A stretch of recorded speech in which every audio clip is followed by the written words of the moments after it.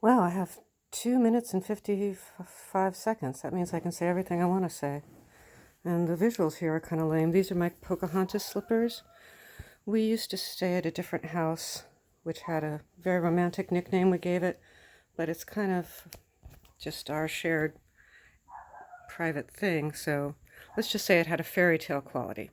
Like if you were staying in a house with a view of the castle and the princess, except the house also sort of was like a little guest house beside the castle, and you were the princess and the prince having a little retreat. Okay, that's discreet. Unfortunately, these precious house next to the castle in the woods slippers have gotten a hole.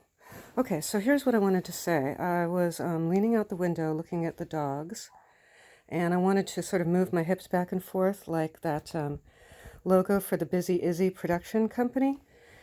And then I was thinking that if my boyfriend's employee, who I had a little bit of an unpleasantness with recently, and he thought, "You're playing games." And I was like, "No, I'm not. I hate playing games."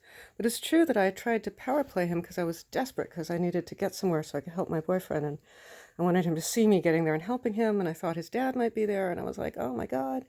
Anyway, I can't get bogged down in every sidetrack. So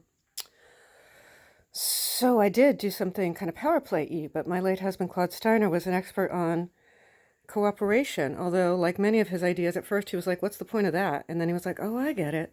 A lot of his ideas, somebody else suggested, although I think his most original idea, which he was most proud of, is paranoia is heightened awareness. Okay, but I'm going to run out of space.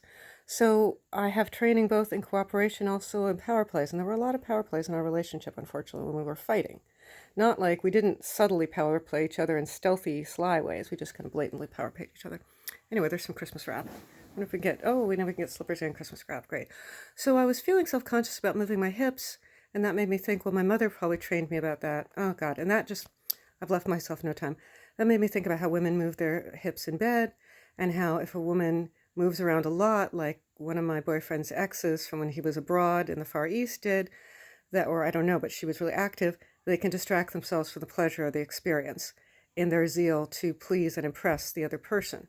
And I just wanted to tell him that because I thought he might want to know, and he's busy with the impeachment hearings. But I said, well, I was going to tell you something about the inner workings of human sexuality. And he said, well, that sounds vaguely interesting.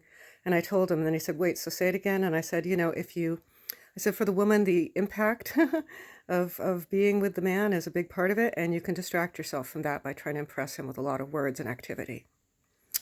That's all. 3 seconds to spare.